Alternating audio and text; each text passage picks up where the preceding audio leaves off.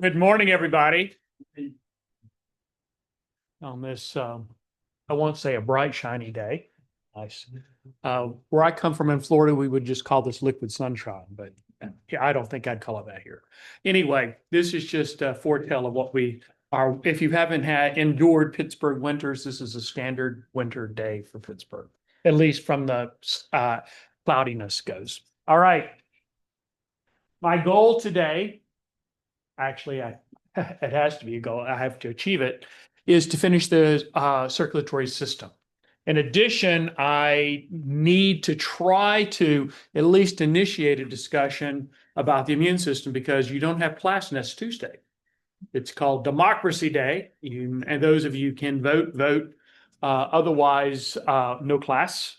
And then I only have one more class that Thursday to finish up the immune system because then you'll have another exam coming on. All right. So these are my goals.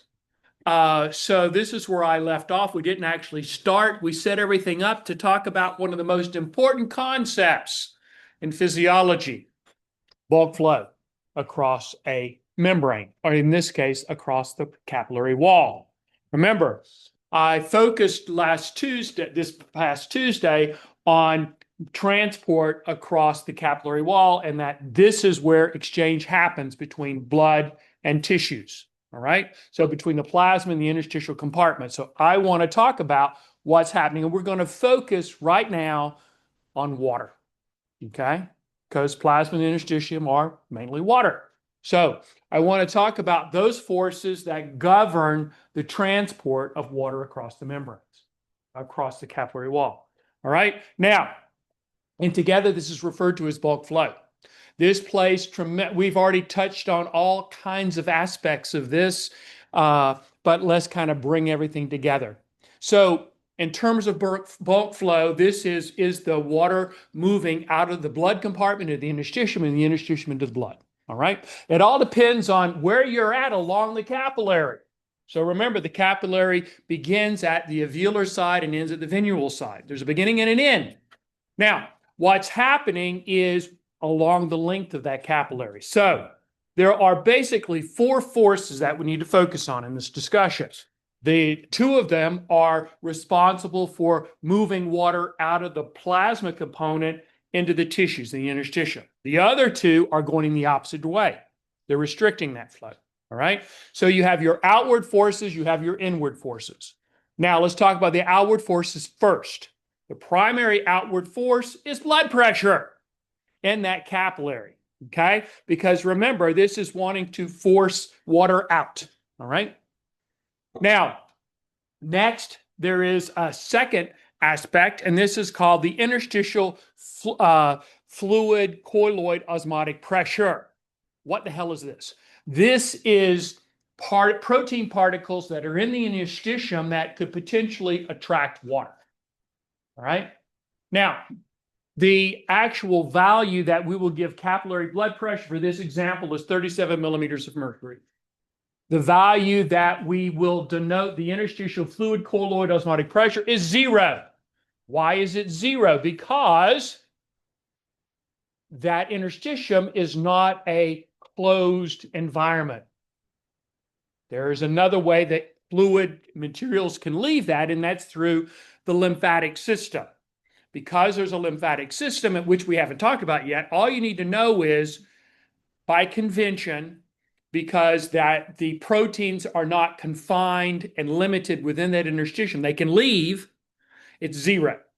So the net outward pressure is solely the only one of these two variables that plays any sort of a role is the plasma or the blood pressure. All right, at 37 millimeters of mercury. Now, what are the resistive forces that want to keep water in the plasma component? Okay, there's two basic components. We have the plasma colloid osmotic pressure. This is, remember, I said that there were, when I talked about transport across the capillary membrane, I said that there are some proteins which are too large and they don't get transported. They retain within the plasma compartment. All right. So that is what is referred to as the plasma colloid osmotic pressure. That colloid basically refers to all of those proteins that are normally stuck in the blood. And they want to hold on to water. They don't want water to leave. Okay, so they are a resistive force. And this is, at least at the arterial side, is 25 millimeters of mercury, right? What's the next thing? Remember when we were talking about the cardiovascular system and how the heart, you have to overcome a resistive pressure. There's an existing pressure in the blood during contraction. The same thing here. There is a hydrostatic pressure, not only in the blood, that's your blood pressure, there's also a comparable pressure in the interstitial compartment, all right? But it's minimal. It's only 1 millimeter of mercury. So this is the pressure that exists in the interstitium that the pressure in the blood has to overcome in order to go out. Now, so if we add our total outward forces, that's 37 millimeters of mercury, and that's solely under the blood pressure. The resistive forces are is basically the plasma colloid osmotic pressure at 25 and the interstitial hydrostatic pressure at 1, or a total of 26. We subtract them. It's really easy, all right? So we subtract them and we get 11 millimeters of mercury. So the net direction is out. So water begins to leave the capillary at this point. Now, what happens as you lose water from a sealed vessel? Pressure goes down. You're losing volume, pressure goes down. It's no longer confined in that volume, all right? So as water is leaving this capillary, along the length of the capillary, it's losing volume. As it's losing volume, that means the pressure's going down. So it begins at 37 millimeters of mercury. As you start to go through here, it drops down. It's like 25 here. By the time you get to the venule side, it's now, because we've lost so much water, it's 17 millimeters of mercury. All right? So let's do bulk flow equation again based on the venule side. Remember, we've lost a significant amount of water by the time we get here. That's in the capillary. So let's do this. So because we lost so much water, the pressure at the venule side, blood pressure, is 17 millimeters of mercury, right? Colloid pressure doesn't change because the proteins can't leave. The interstitial pressure, the interstitial hydrostatic pressure doesn't change either. It remains at 1. So the total inward pressure doesn't change. It remains 26. So we put this in the equation. That's 17 minus 26. That gives us a minus 9. In other words, that is driving. That means that the pressure is to return water here. Okay? Because the inward pressures exceed the outward pressure. All right? Here it's going out because the outward pressure exceeds the inward. Here it comes back in. So water leaves here and returns back here. Make sense? This is bulk flow. You better know it. Okay? Now, we're going to act on this in a minute here, doing a couple of things. Right? So this is basically what I just talked about.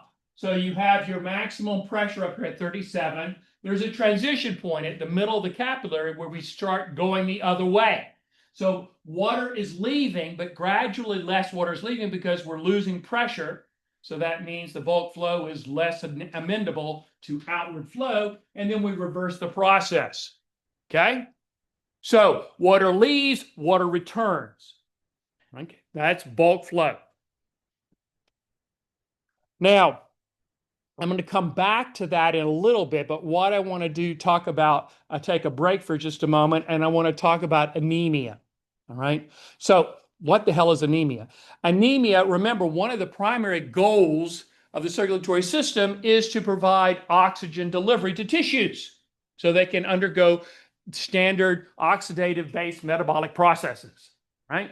So anemia is where oxygen is deprived. That means you don't have enough oxygen, right? So that means the blood isn't carrying enough oxygen to get the job done, right? Now, anemia is a generic term. It can be caused by a number of things, and I'm going to touch base here some examples. So the first one, we can have a nutritional anemia. What does this mean? You don't have enough iron in your diet. Why do we care about that? Because iron is a critical component of hemoglobin, which exists within the red blood cells, and that is involved with complexing oxygen. It's involved in oxygen transport. So if you don't have enough iron in your diet, or you're losing so much blood and so on, you're losing iron and you can't maintain iron concentrations, you can't have normal hemoglobin functionality, you can't carry as much oxygen. You're in an anemic situation.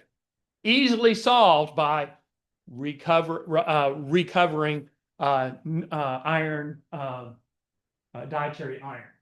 We drop on down, we have pernicious anemia. This is concerned with basically you do not have intrinsic factor, which is produced by the stomach, and that's necessary for vitamin B12 absorption, which is normal to maintain normal functional red blood cells. All right.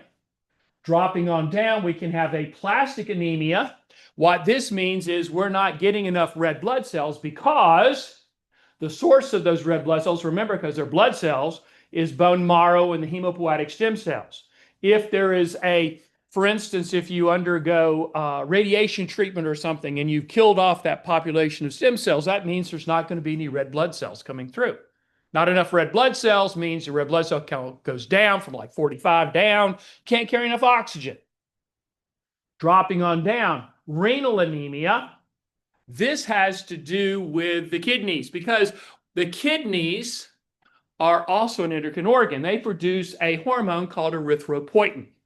The role of erythropoietin, it goes to the bone marrow and it regulates the differentiation of those hemostatic stem cells to make more red blood cells.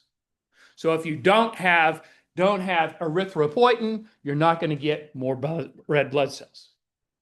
We also have a hemorrhagic anemia. That's easy. You're just losing blood. If you're losing blood, you're losing red blood cells. And if you lose enough blood, you can't transport those red blood cells or oxygen to tissues. Okay. And lastly, we can have a hemolytic anemia. These are associated, for instance, with sickle cell anemia, which results in unusual shapes of red blood cells, and they can't function properly. They can't transport. And so, again, we're failing to deliver oxygen. All of these can result in less oxygen getting to the tissues, and they're all different causations for anemia, right? That gets us to a subject I'm not going to spend a lot of time, but I'd like to talk about it over the decades since I've been teaching this class because I've seen many examples of it. That's blood doping, all right? We don't hear a lot about blood doping today, but about 20 years ago, it was really big, especially during professional bicyclers, okay? So I'm not going to mention any names. However, there used to be, there still is a very famous bicycle race in Europe, okay? We'll leave it at that, all right? Now, what I want to talk about is this. If you can increase your oxygen carrying capacity, what happens? That gives you certain advantages. Think back to skeletal muscles. Think about that staying below that anaerobic threshold.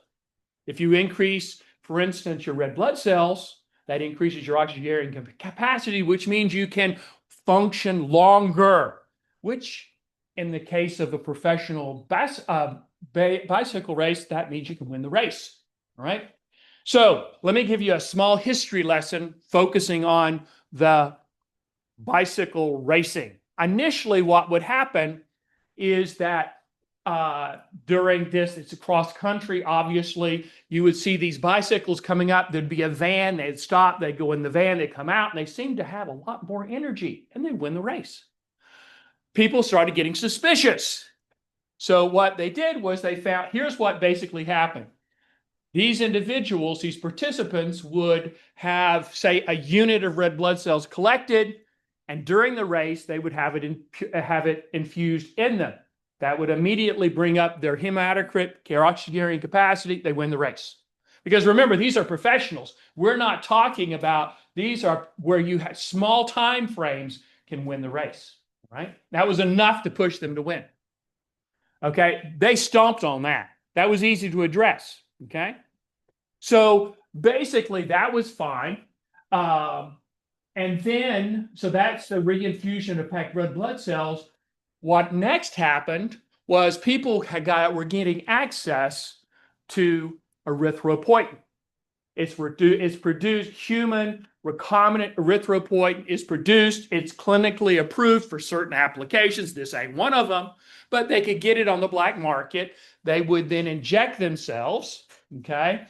And your body would make more red blood cells, okay? In terms of perfusion of red blood cells, this was easy to police because they took a hematocrit at the beginning of the race and a hematocrit at the end of the race. There should be no change in your hematocrit. If it goes up, that means someone had to put them in there. All right, that was easy. Erythropoietin, really, really difficult. I can't screen for it because it's a human protein. My body makes it. So basically what they're doing is they can take that, and they also have to take it well in advance to really elevate the red blood cells. All right. You can't do this because there is an ethical, legal way to increase your hematocrit, and that's to train at high altitudes. All right. That's completely fine. Matter of fact, the United States has a high altitude training facility for the Olympics. It's in New Mexico, and that's specifically designed to elevate the red blood cell count in the participants. Why? As we get further away from Earth, the overall air pressure goes down. That means the corresponding oxygen concentration goes down. So that means, for instance, if I take you and transport you immediately to Denver, that's the Mile High City. We'll go on up to 10,000 feet, Pikes Peak. Okay? That means there's a correspondingly less oxygen. If you were placed in that environment, you would feel dizzy. You would feel like you had no energy. That's because there's less oxygen. Okay? And that means you're not getting enough oxygen to those tissues. However, your body is designed to adapt. So this reduction in oxygen naturally occurring would result in the secretion of erythropoietin by your kidneys. Your red blood cells are made by you. Your hematocrit goes up, and you're fine. Now, if you then go back to, say, New Orleans, which is 2 feet below sea level, and you want to compete, you have extra energy, you have extra oxygen because you have this greater hematocrit compared to people who stay in New Orleans. Okay? So that's blood doping. Now, this is where I want to introduce the lymphatic system because technically it is a part of the circulatory system, right? Now, I've already alluded to it, but let's focus on what is it, what's the role it plays in regard to the circulatory system. It also is a critical component for the immune system, which will be the follow-on system to discuss. So, up here in the upper left-hand corner, you see a tissue compartment. You see capillaries and blood. And remember, that's part of the systemic circuit. Remember, it's a closed-loop system. That means that blood is flowing through it, right? So it's just flowing through it. There is no beginning, there is no end. It's a closed loop. However, the lymphatic is completely different because it is an open loop system, which means it has a beginning, it has an end. The lymphatic system begins in the tissues. Ultimately, it then it drains those tissues, the interstitial compartment. However, eventually it will then return that filtrate from the interstitial compartment of the tissues back to the blood, usually just before it's returned to the vena cava here. All right? So basically what's happening here is that as this is denoting here, we have noticed that there's a beginning here and there's an end here. Obviously, whether we're talking pulmonary or systemic circuit, there's closed loops. All right? Now, that's the first difference. Number two, there are, similar to endothelial cells that are in the vasculature, you have these with the lymphatics. Okay? They're similar, but not exactly the same. The vessels that form the lymphatic ducts are different. So here is a cartoon anatomy slide of a lymphatic vessel. Now, here is what these endothelial cells that form this are different from those that form, say, a capillary. Number one, they don't come join, they overlap each other like this, but it is not, it's an open strategy here. So here is the overlapping one endothelial cell, this one. If the pressure increases out here, this opens and things can go in. Compared to when we talked about transport across a capillary wall, there's size restrictions and so on. There are no size restrictions about things leaving the interstitial compartment and entering the lymphatic duct, because this can open up big enough so that you can actually have cells passing through without any trouble. Okay? Now, so this is the lymphatic duct here. It begins here. So what happens is this. Remember, all this in white here, this is the interstitial fluid. So remember, by bulk flow, water is leaving. It's entering the interstitium. Now, it can be returned over here, but it also can drain into here. So the lymphatic duct, since they're open here, they represent a secondary area for draining off fluid from the interstitial space. So some of it goes via bulk flow. The remainder goes through the lymphatic system. Now, I'm just going to allude to this. I'm not going to spend much time. There are also lymph nodes all along here, and their job is to, there are immune cells that reside there, and they are looking for things that are not normal. Okay, and we'll get to them when we get to the immune system. I want you to focus instead on these valves, right?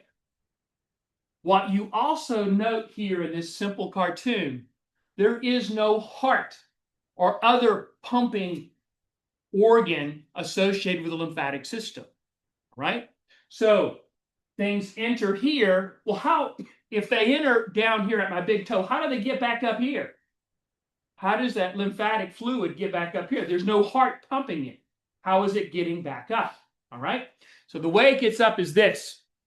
Even though this is open, so the hydrostatic pressure that's in the interstitium is going to dump water in, fluid into here. That'll be, and it's the equivalent. The fluid that enters here is exactly the same that's in the interstitial fluid, because there's no size exclusion or anything like that. All right.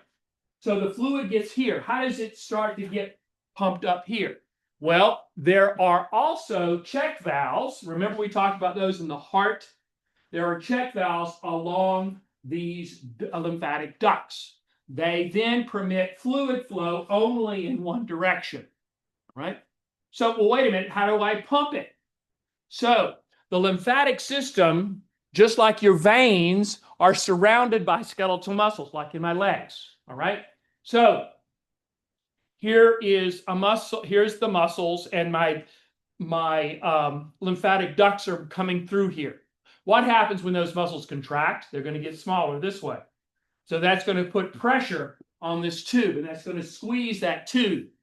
So the fluid's going to go in this direction and this direction. But because of these valves, it can only go in that direction going this way. All right? So because of those one-way valves, and because of me walking and moving the skeletal, contracting and relaxing my skeletal muscles, I have an upward movement in this direction or a downward movement in this direction. All net to return this back to the circulation. Ultimately, that fluid returns back to plasma of blood. Okay? You're with me so far? Okay? So, the lymph, basically, again, the lymphatic fluid is draining everything that's in the interstitial fluid compartment, including cells. So there's absolutely no difference between the interstitial fluid and the lymphatic fluid. All right? Now, what I want to focus on is this here. All right? So we talked about bulk flow. We've talked about how water is leaving at the arterial side of the capillary, return to the venule side. However, it's not 100% efficient. All right? So during a typical day in you, we can calculate that approximately 20 liters of plasma is filtered from the circulatory system and enters the interstitial compartment. All right? Now, what that means is we have to return the bulk of, we need to return it back into the blood. However, bulk flow is only responsible for about 17 liters. So that means bulk flow, the water's leaving at the arterial side, returning at the venular side, but that only means out of the 20 liters that's leaving, only 17 gets returned.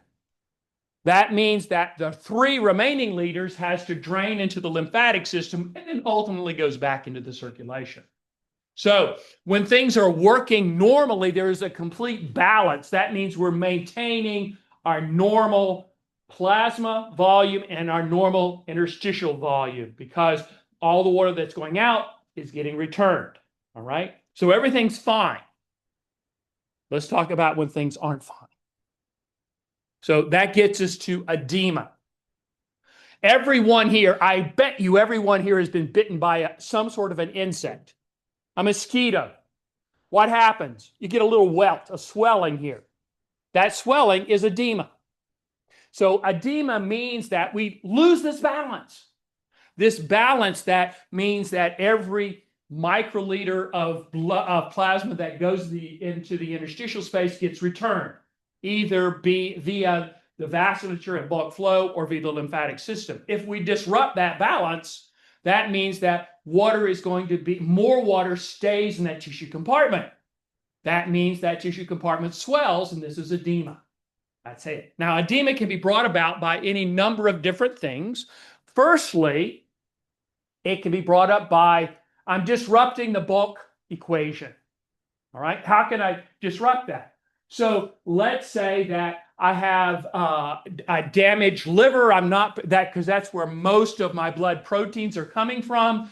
My blood proteins are going down. That means my oncolic pressure is going down. Remember, that is a inward force that wants to hold on to water. But if that goes down, that drops down from 25 to say 20. So that means I have a greater outward pressure and more water leaves, right?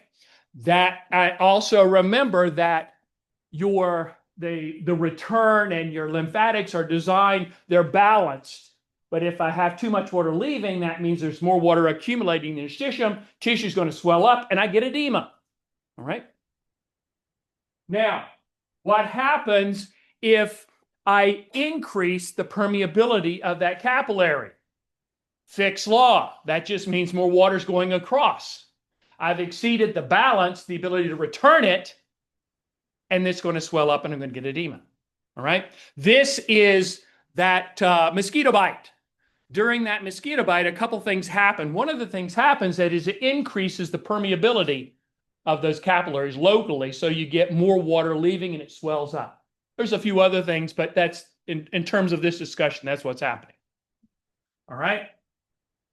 Now, what happens if I have, I'm not returning my venous blood appropriately? Maybe I have a weakened heart or something. We'll get into that in a moment. But my venous pressure goes up.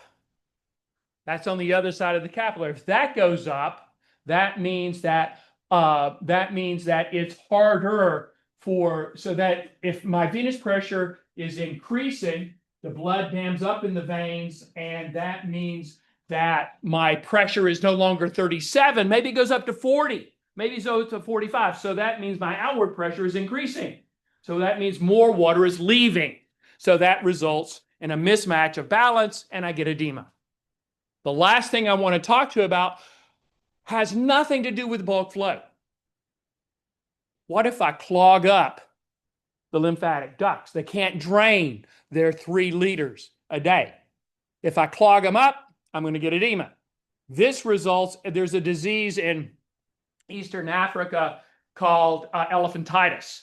Okay, and this particular disease is caused by an invasion, blockage, and what this means is you can get this extensive edema. It's referred to as elephantitis because it's usually associated with the legs and they swell up really great, and it's called elephantitis because of huge legs, all right? But it all has to do with these microorganisms that then invade. They set up shop in the lymphatics. They clog them. They don't drain. So that means we only get 17 liters out of 20 going back by blood flow. The rest of the lymphatics, that 3 liters a day really builds up. Okay. All right. Now, I want to start putting things together. I've talked about all the pieces. Let's start putting things together. Now, if you remember on Tuesday, and let's just talk about the systemic circuit here. You have the greatest pressure at the aorta, because that's where the source is. Blood is just entering this circuit here from the left ventricle. As you go through the system, basically, by the time you get to the veins, it's almost zero. So here's the question. How do we maintain flow? It's a closed loop. Overall, the fluid flow stays constant despite the fact that we're having an overriding reduction in pressure as we get further along in the system. So how do we maintain delivery back to the heart? All right. So there are a number of factors that are going to influence venous return, which is going to control getting that blood back to the heart. All right. Now, I want to touch base on them. Why is it important? First off, so venous return, why do I care about venous return?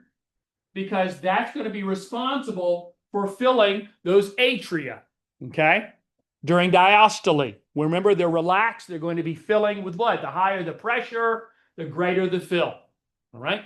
So the greater the end diastolic pressure means that I'm going to have a greater stroke volume. I have a greater stroke volume, which means I'm going to have higher blood pressure, okay? Remembering back to the first lecture, right? So how do I increase venous return, right? So one way are these venous valves. They have valves too. I talked about the valves in the lymphatic system. Your veins have them too.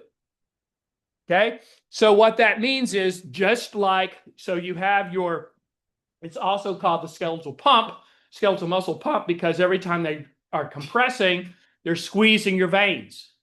Now, the blood can go in either direction, but because of these one-way check valves, the net movement has to be in one direction. So every time I'm walking in front of you talking, so what's happening is as my leg muscles are contracting, relaxing, it's facilitating venous return back to my heart. And oftentimes, have you ever heard the comment that your legs are your second heart? Nobody? That's what this is referring to. All right. So next thing is a cardiac suction effect. All right. So during diastole, we're filling our atrium, right? During systole, they're going to contract. They're going to force blood into the ventricles. That creates a vacuum in the atria, right? Because we've removed it. And as they contract and expand back, that's going to create a vacuum, which is going to help to pull blood into them. So that's pulling the blood from the veins. And that's referred to as the cardiac suction effect. So let's see. Next, pressure impaired by blood by cardiac contraction. If I increase cardiac output, I'm going to increase blood pressure. Ultimately, I'm going to then increase the pressure as to help facilitate return overall. Yes?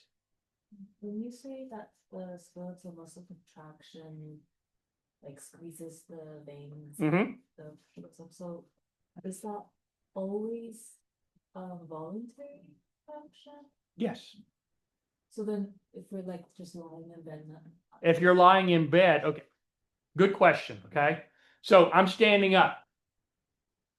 In order for blood to get from there up to here, it needs help, okay? If I'm laying down, if I'm prone, I don't have this gravity well because you're flat. So you don't need it, okay? So no, if you are not moving, obviously you're not engaging the venous valves or the muscle pump, okay? Good question. All right. Next, we have sympathetic vasoconstrictor activity. So if I will, if I increase vasocontraction, what am I doing? I'm reducing the volume in that circulatory system. That's going to increase pressure. And that can facilitate return. And I'll come back to that in a little bit. Skeletal muscle pump is associated with the venous valves. I've already talked about that. We get to the respiratory pump. Okay, how does that work? What is within your thoracic cavity? You have your lungs and you have your heart. Okay. During respiration, you're going to increase the volume within your thoracic cavity. That then expands your lungs and pulls air in. What it also does, it also expands your heart. So that actually means that it can, during that, it can actually pull in more blood to the veins, to the aortas. Okay. Now, also, if I increase blood volume, what does that do? What is blood pressure? Blood volume and our stroke volume and heartbeat, right? So if I increase blood volume, I'm going to increase cardiac output. So that's going to increase blood pressure, and that's going to facilitate return. All right. Now, how am I going to increase blood volume? Well, there's going to be many things. I can eat a bag of salty potato chips. And then, of course, that makes me thirsty. So I drink a 2-liter bottle of my favorite pop. And all of that facilitates and increases my blood volume. Okay, that's going to increase my blood volume. That's going to increase my pressure. And that's going to facilitate venous return. All right. So all of these have to do with increasing venous return. All right. We need this because the overall pressure is declining as we get further and further away from the source of the heart. All right. These are the venous pumps. You can use, look at that at your leisure. So, you think we finish the endocrine system, we can get away from hormones. No, you can't. Okay. Never get away from hormones. All right. Just like you can never get away from the nervous system because they are controllers. Okay. So, however, what I will do, I'll compromise. I'll only cover a few of the hormones. Not all of them that are involved, just a few. Wait till we get to the reproductive physiology portion because that's nothing but hormones. Okay. So let's talk about specifically those hormones that are involved with impacting blood pressure. All right. We're going to keep it easy here. I'm going to really keeping it easy. And there's 3 things that are going to influence blood pressure. All right. Number 1, cardiac output. That's the amount of blood entering the circuits for heartbeat. Okay. So how can I increase cardiac output on a moment to moment? If I increase contractility of that heart, that means I'm increasing the squeezing effect on those ventricles. What am I doing? I'm increasing my stroke volume because normally I have some amount of blood that is retained in the ventricle. But if I really increase the contractile force, I'm going to force more of that out. So that means my overall stroke volume goes up. Stroke volume goes up, blood volume goes up, blood pressure goes up. Okay? And what's responsible for that are the catecholamines, epinephrine, norepinephrine. Remember, these are produced by the adrenal medulla. Okay? Dropping on down, we have another way of doing this is what if I reduce the volume of the circuits? How do I do that? I induce contraction of those smooth muscles that will reduce my cross-sectional area or my total volume. All right. So by increasing peripheral resistance, I'm making it harder for the blood to pass through. That means pressure goes up. Remember your laws that we talked about last Tuesday. All right. What's responsible for this? Okay. Epinephrine, norepinephrine, obviously, it's having multiple effects. It's inducing smooth muscle contraction. That's going to increase peripheral resistance. Angiotensin 2, we have not talked about this yet. We'll go into more detail when we get to the renal system. However, what you need to do is it's going to promote peripheral resistance. That's all you need to know. All right. Now, remember, you have to have different hormones taking a variable in different directions. So if you want to reduce peripheral resistance, I have to engage a different hormone, and that hormone is atrial natriuretic peptide. As the name implies, it's made by the heart. Your heart is an endocrine organ too. Okay, so it expresses the ANP, and ANP, its effect is to reduce peripheral resistance. Don't worry about how. We'll get into that later. All you need to know is that angiotensinogen 2 and epinephrine norepinephrine will increase pressure, ANP will decrease pressure. You will likely see some question on an exam. That means you need to be familiar with some of this. Dropping on down, blood volume. If I increase blood volume, I'm going to increase pressure. Now, I can use aldosterone. Aldosterone induces it means that the kidney will bring back more salt. Okay? So if I put more salt in the blood, what happens is water is going to be attracted to that via osmosis, so blood volume goes up. Okay? Secondly, cortisol has a completely different effect, but it will increase blood volume as well. Antidiuretic hormone is a different control system, but it induces the recovery of more water from the tubular filter to the kidney as well. And the net effect is to increase blood volume.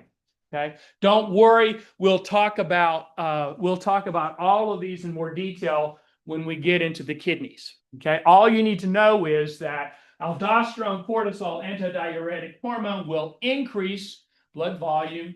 ANP, again, it's a net negative regulator. It reduces blood volume. You don't need to know how at this point in time. All right. So I've only thrown out a few hormones for you to know. You don't have to know all the details, but you need to know how they may impact blood pressure, right?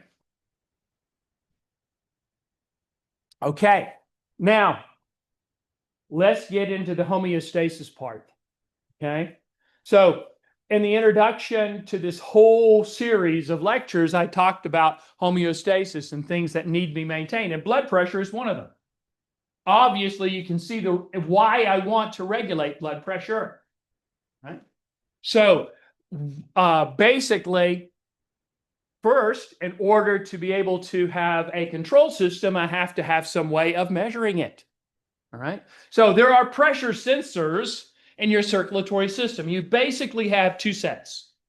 There is a set that is in the aortic arch. This means the blood entering the systemic circuit. These receptors measure that pressure, okay? That is for systemic pressure. There is also a set of these receptors in the carotid arteries, which is delivering blood to the brain. Why do we need that? Because remember, your brain it has to have a constant supply of oxygen. So that's why it has its own basic set of receptors to make sure that we're maintaining delivery of blood to the brain. Okay? Because it does, if someone cuts off the circulation of blood to your brain, you can pass out in seconds. Okay? Not immediately, but within less than a minute. Okay? So, what I want to talk about are everything that moves toward maintaining blood pressure. All right. Now, this has started to get more complex. This is not a simple one variable, one effector, etc. This is much more complex. I've introduced all these different things which can influence blood pressure. But how do they all work together? And all of these are, you don't have to think about this. This is all happening at any given time. All right.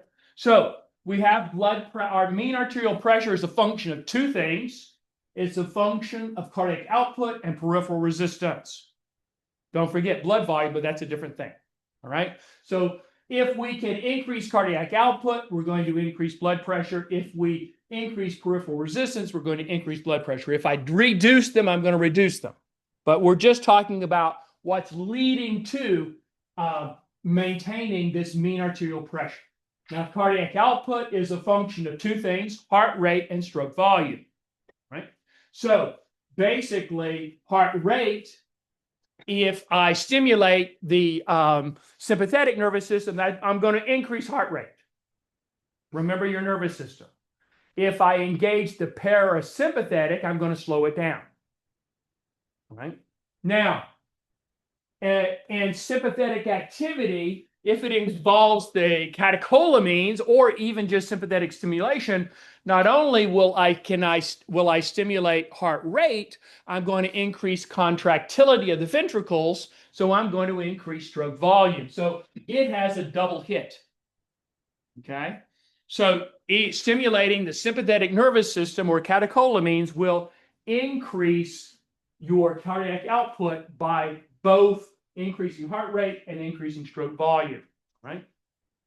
Now, we also know that this will increase and facilitate venous return. And if I increase venous return, I'm going to increase stroke volume. And then if we go back to the prior slides, there's other things involved with increasing venous return. We have an increase in blood volume. We have an increase in respiratory frequency and that cardiac that effect. We also have skeletal muscle activity, so we're increasing venous return. All right, all of that leads to an increased venous return. That leads to an increased stroke volume. Okay, now blood volume. How do I get there? Obviously, that means the salt-water balance is the primary reason, and that's going to lead to an increased blood volume. Right now, how do I get to blood volume? That means I'll get there in just a moment. So all of this we've talked about. Let's go over here to peripheral resistance. That's the other side of this. And there's basically two things. If I reduce the arterial radius or diameter, that means I'm making the vessel smaller. I'm going to increase resistance to flow. Okay. Now, or if I can change the viscosity of blood. Remember, blood is about 45% cells. Okay, what happens if I increase or decrease the number of cells or add something else that makes it more viscous? The more viscous it is, the more resistance to flow through the tubes. Okay, so those are the two things I can manipulate, or the body manipulates. So in terms of this, is that we have some local metabolic control, which can engage or increase or decrease the size of the vasculature. We also have these vasoconstrictor controls. So for instance, that's the sympathetic nervous system. Remember, not only does the sympathetic nervous system and the catecholamines impact the heart, they also impact that this peripheral vasculature to induce vasoconstriction. That then increases peripheral resistance, right? Now, we also have these hormones called vasopressin and angiotensin II. We haven't talked about vasopressin, don't worry about that. Angiotensin II, all you need to know is that's going to result in an increase in basically peripheral resistance, but also ultimately in blood volume, right? And the net effect. And so what I want you to do is I'm just trying to put everything together, all right? So any given moment right now in you, these things are being engaged as necessary to maintain and regulate your mean arterial pressure. And we need that, all right? This is the same thing I just talked about, but in a different form. So I'm not going to go back over it for time's sake. So, blood pressure regulation. So, if we talk about the nervous system, we have two forms. We have the sympathetic and the parasympathetic. The sympathetic, its job is to increase pressure. The parasympathetic is to decrease pressure. Now, the parasympathetic has one effect. One effect. Its effect is to decrease heart rate. That's all it does. By decreasing heart rate, that's going to decrease cardiac output, it's going to decrease pressure. Sympathetic stimulation has multiple impacts toward increasing blood pressure. It's going to have an effect on the heart. It's going to increase heart rate. It's going to increase contractility of the heart, leading to an overall increase in cardiac output.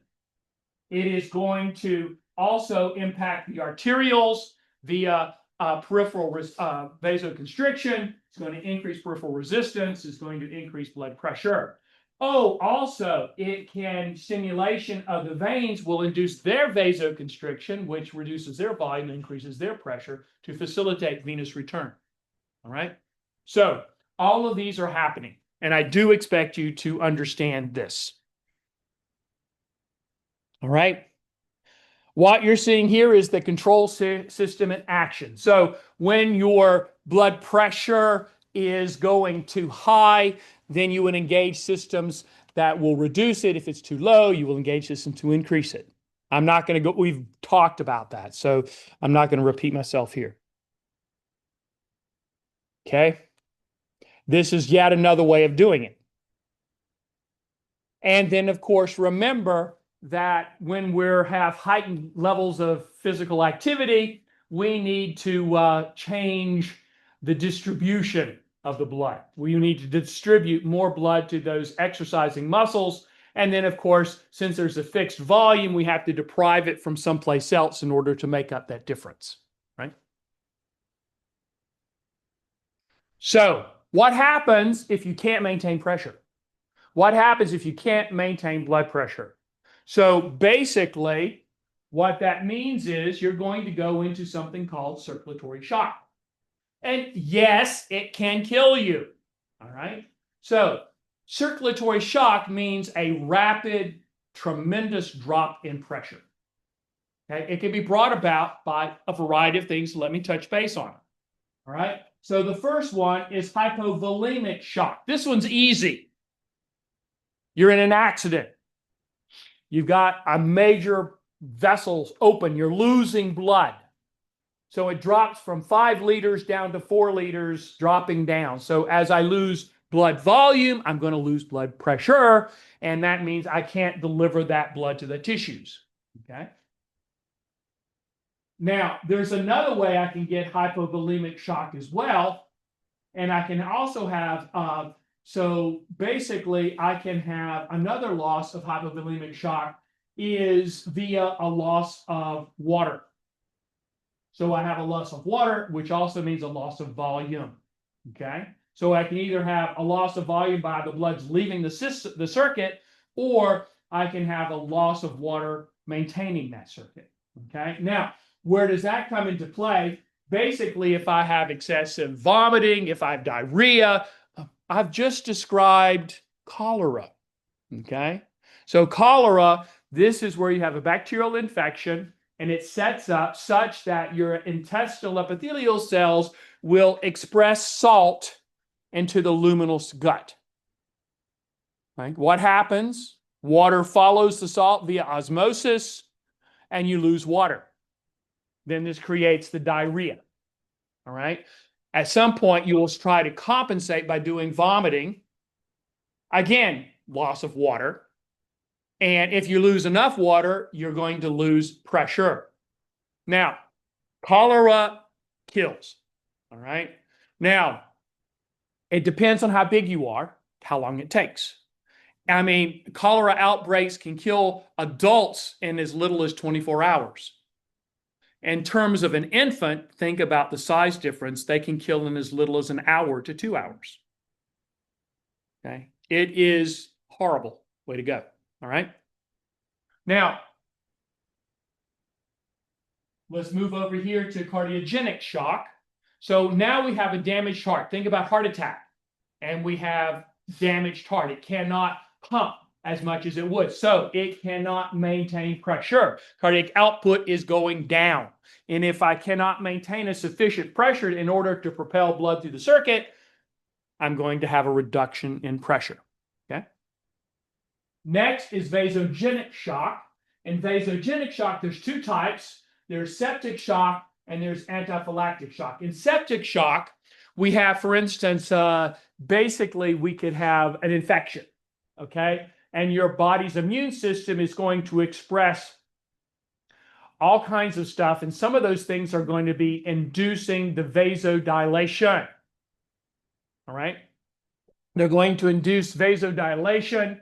And basically what is this means that the vascular size gets really big. I haven't changed volume, but the volume is decreased because I have an increased vessel to contain it in. Pressure drops. Okay. So septic shock, that's how you generally die from an infection. Okay. We can also have anaphylactic shock, and this is usually we're thinking about an allergic reaction. All right. So it's very similar, except that, for instance, in this particular case, you have an expression and a big release of histamine. Histamine is responsible for vasodilation. All right. Among some other things. So if that happens, it's going to, with this huge vasodilation, we're going to have a size increase, but we're not changing the total volume of blood, so pressure goes down. The last one is neurogenic shock. Neurogenic shock is infecting the sympathetic nervous system.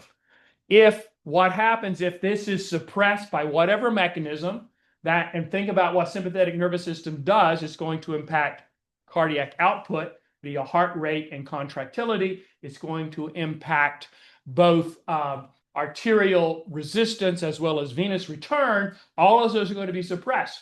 So that means that we're going to have a net reduction in pressure. Okay?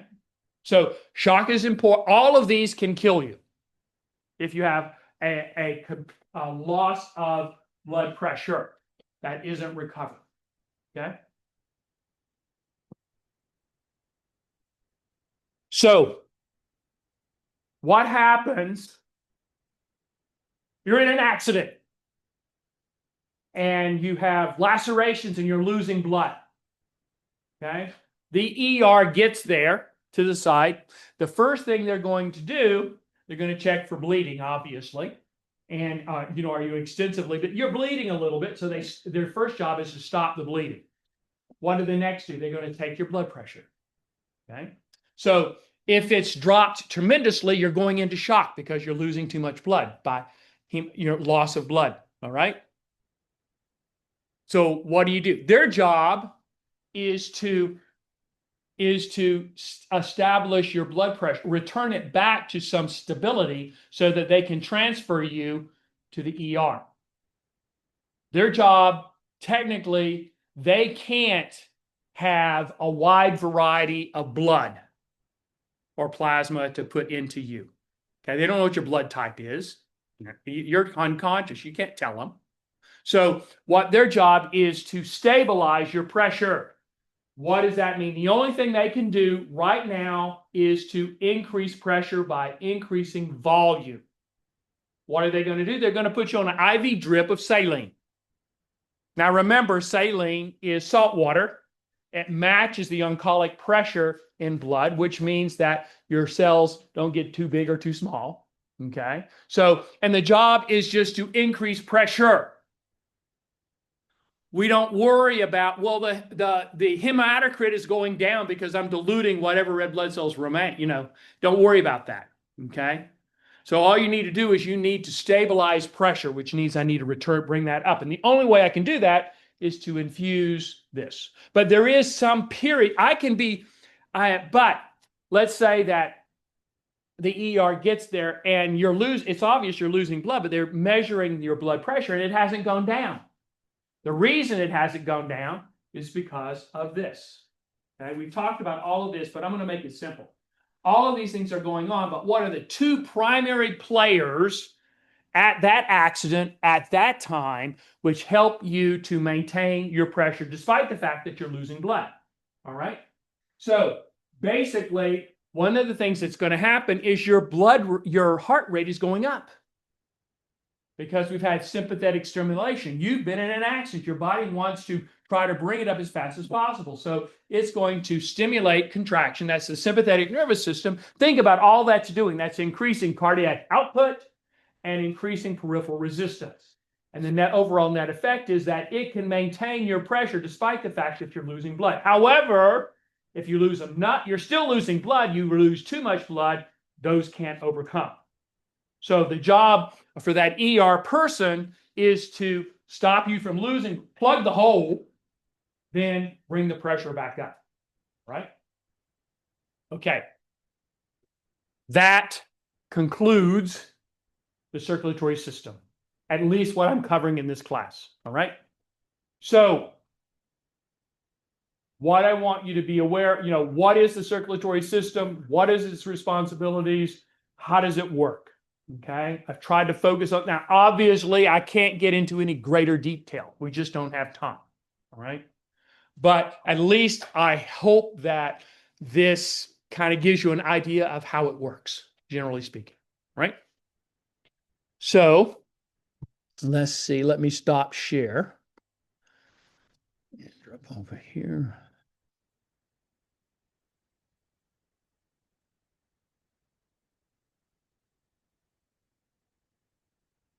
I want to get to the immune system. I should have brought it up earlier.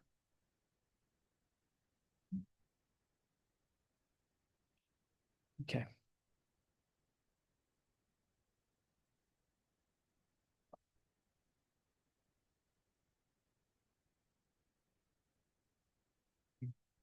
Okay. All right. So we finished the circulatory system. We're going to just roll right into the immune system. Why? Because the two are really, we've talked about how a lot of the systems are really intermeshed. This is one that's really intermeshed. It's really, especially if you talk the lymphatic system. The lymphatic system is equally a part of the circulatory system and equally a part of the immune system, right? So the immune system, what is it? Yes, I gave you this general introduction back at the beginning of the class, but it provides protection against both foreign as well as removes things, dead cells from your body and so on. Okay? So it's both. It helps to protect you from yourself and it helps you protect you from the outside, right? Now, immunity basically is the ability of your body to eliminate these bad things. That's simple. All right. Now, immune activities, what do they include? So they include defense against invading organisms or pathogens. These pathogens can be viruses, they can be bacteria, they can be fungi, they can be microorganisms of whatever sort, right? Now, number two, your immune system is designed to remove cells that have reached the end of their lifetime and they're now dead. They need to be removed and recycled.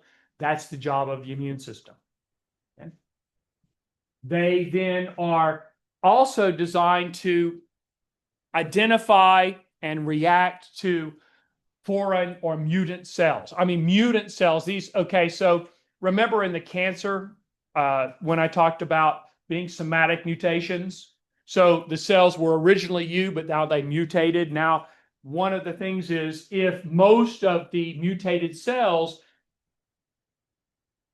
assuming that they have a significant difference between their normal counterparts, most of them, if they will be recognized by the immune system as being not self.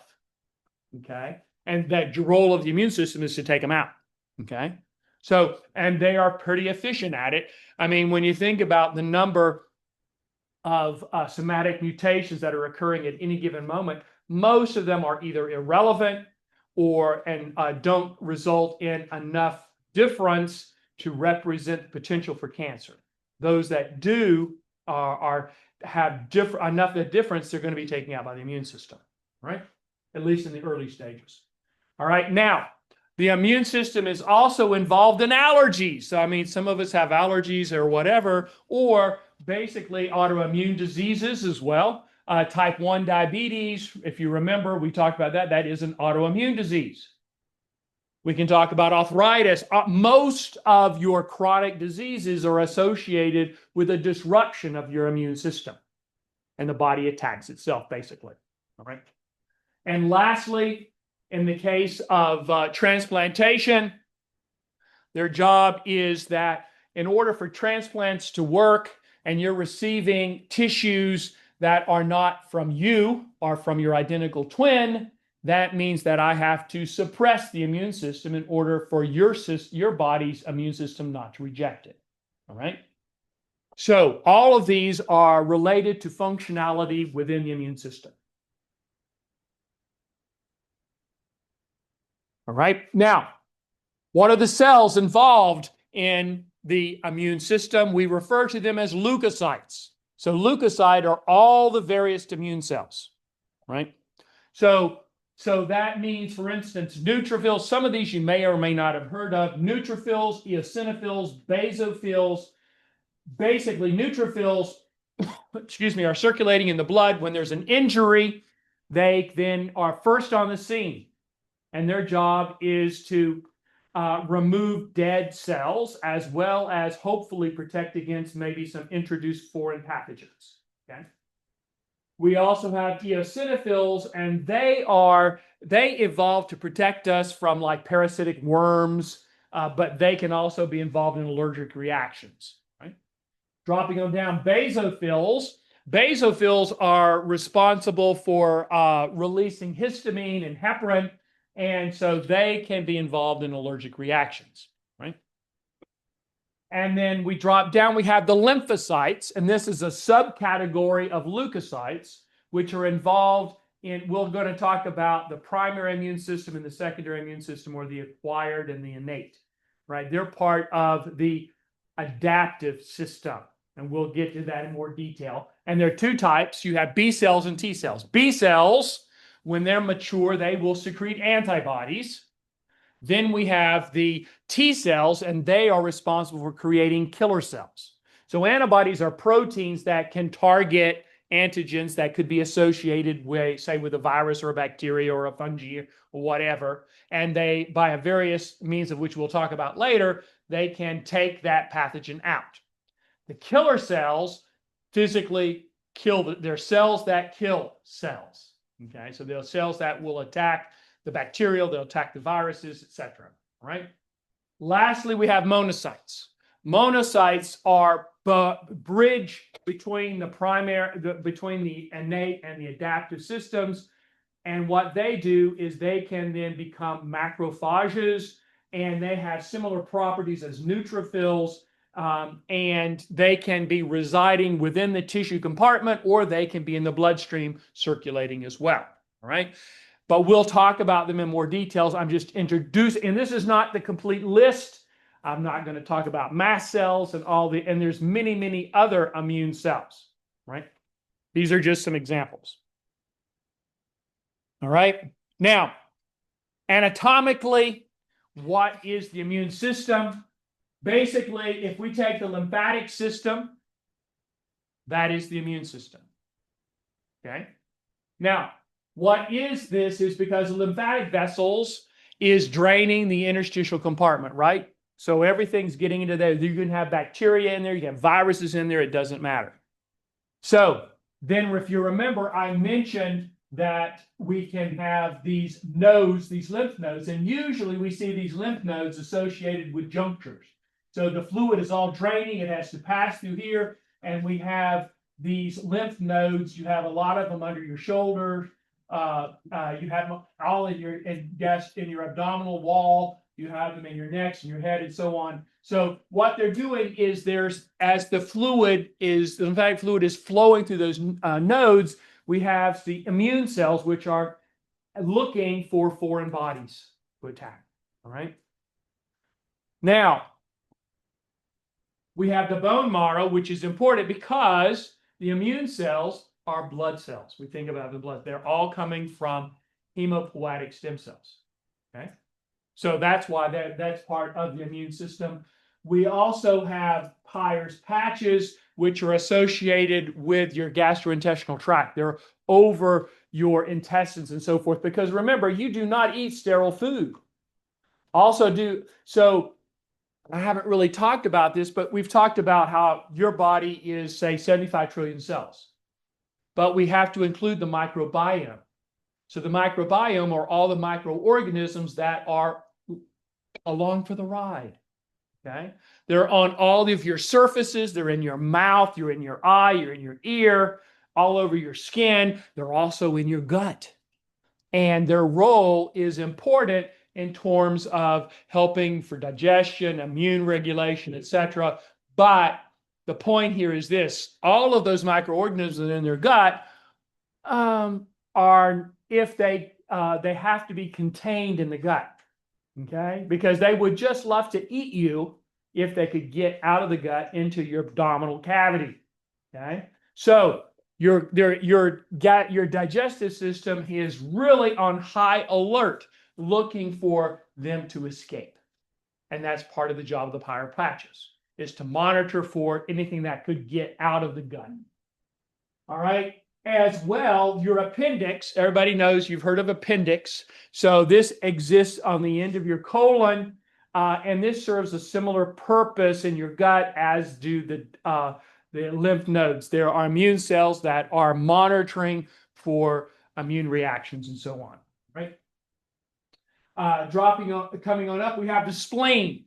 The spleen serves the same role as lymph nodes, except it's measuring blood, it's blood's passing through it, not lymph fluid. Okay. So your spleen has a whole bunch of resident immune cells, and as the blood's moving through, they're monitoring the blood. So, and we have our thymus up here. We'll talk about that in a moment because that's an important source of immune cells. And then, of course, we have our adenoids and our tonsils. Your adenoids are associated with your sinus cavities, and your tonsils are in the back of your mouth back here. Okay, your generation, probably everyone here has all of their tonsils. Some people have them removed, but there's a specific reason why they're removed. When I was a kid, it was quite common. If you had more than 2 or 3 colds at a given time point, it was very easy. You go to the hospital, they have even a special set of scissors. They're called Metzenbaums. They're curved like this. They go snip, snip. You get ice cream for 2 days, you go home. All right? Everything's hunky-dory. No. They're there for a reason. Of course, back in the 50s and early 60s, physicians thought they knew more than nature. But again, there's usually a reason. The same thing with adenoids as well. So they're the first responders. If they're swelling up, they're showing that you have a potential infection. Okay, so they have a job to do. All right, we're really only in recent decades we just appreciate that. So we're very less seldom to intervene unless there is a particular need for it. Okay. Back when I was a kid, you did it. Physicians did it because they could. Okay. Now, what about the appendix? That's different. If you have an inflamed appendix, you have appendicitis. You can die from appendicitis because if you don't address it, what can happen? That appendix can rupture. That provides an entry point for all of the luminal contents in your intestine to get into your abdominal cavity, and it's not a good ending. Okay.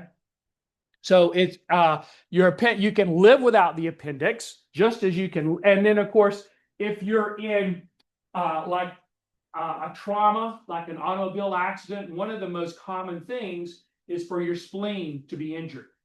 And you really can't repair it, so they just remove it. You can live without the spleen. You can live without the appendix. Well, you can live without the tonsils and your adenoids as well, but they do serve a purpose. All right.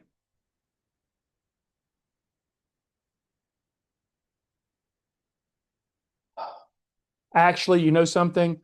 I'm going to stop here. You guys have a seminar in about some 17 minutes or something like that. And I want to have something to talk about after Democracy Day, Tuesday. So for your Thursday lecture, we're going to finish the immune system. I think I even give you a little quiz or something in preparation for the upcoming exam. All right, so this is where I'm going to stop today. I'll finish up next Thursday.